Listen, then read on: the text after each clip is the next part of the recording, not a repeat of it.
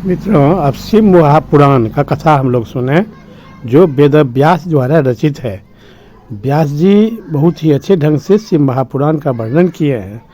भगवान शिव देवाधिदेव हैं, इसलिए उनका कथा सुनने से सब तरह से कल्याण ही होता है। एक समय में शिव नगरी जो काशी को कहा जाता है, वहाँ सभी श्रेष्ठ मुनिगण एकत्रित हुए थे। वहाँ व्यास जी के परम भक्त श्री सूत जी पीछे उनसे मुनियों ने पूछे कि हे मुनीश्वर, शिव का प्रसाद ग्रहण करने योग्य है या नहीं, इस पर आप हम लोगों को प्रकाश डालिए। शिव नैवेद्य को ग्रहण करना चाहिए या नहीं।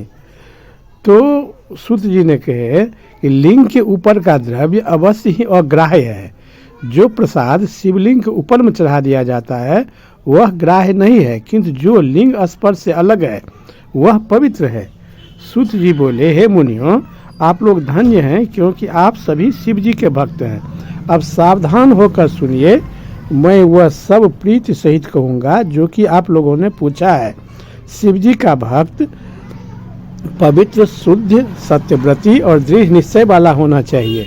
ऐसा भक्त शिव जी का नैवेद्य भक्षण करने में अग्राह्य भावना को नहीं करता।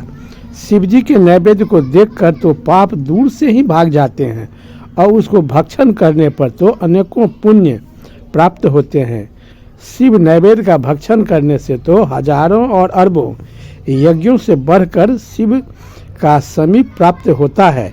जिसके घर में शिव जी के नैवेद्य का प्रचार होता है उसका सारा घर तो पवित्र हो ही जाता है, साथ ही वह अपने अगल बगल के अन्य घरों को भी पवित्र कर देता है। अतएव शिव नैवेद्य को आया हुआ देखकर प्रसन्नता पूर्वक उसे शिरोधार्य कर शिव जी का स्मरण करता हुआ बड़े प्रसन्न से उसे भक्षण करना योग्य है। शिव नैवेद्य को अग्राह्य समझकर उसे ग्रहण करने में जो विलंब करता है वह उस मनुष्य को पाप लगता है। वह बड़ा पापी है जो नरक में जाता है। जो शिव नैवेद्य के ग्रहण की इच्छा नहीं करता, शिव दीक्षा से दीक्षित भक्त को शिव नैवेद्य भक्षण करना बड़ा सुप्रद है। शिव नैवेद्य ग्रहण कर ब्रह्म हत्यारा भी पवित्र हो जाता है। हाँ, जहाँ चांडालों का अधिकार है वहाँ मनुष्य को भक्षण नहीं करना चाहिए।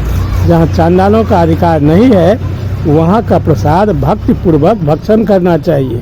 बाणलिंग, लोहलिंग, सिद्धिलिंग और स्वयंभू लिंग तथा संपूर्ण प्रतिमाओं में चांडाल का अधिकार नहीं है।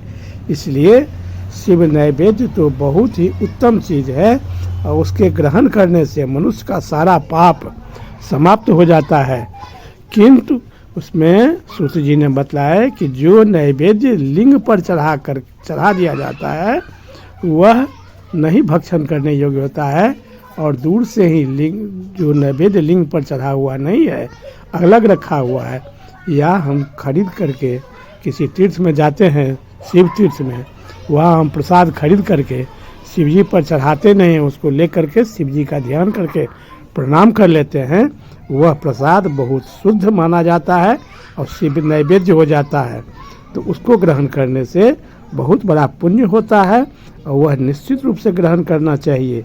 इसलिए मित्रों, शिव जी का जो प्रसाद है वह ग्रहण करने योग्य है।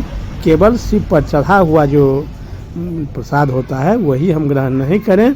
बाकी प्रसाद बहुत शुद्ध है और वह प्रसाद ग्रहण करना बहुत ही कल्याणकारी है। घर में लाना भी बहुत कल्याणकारी है।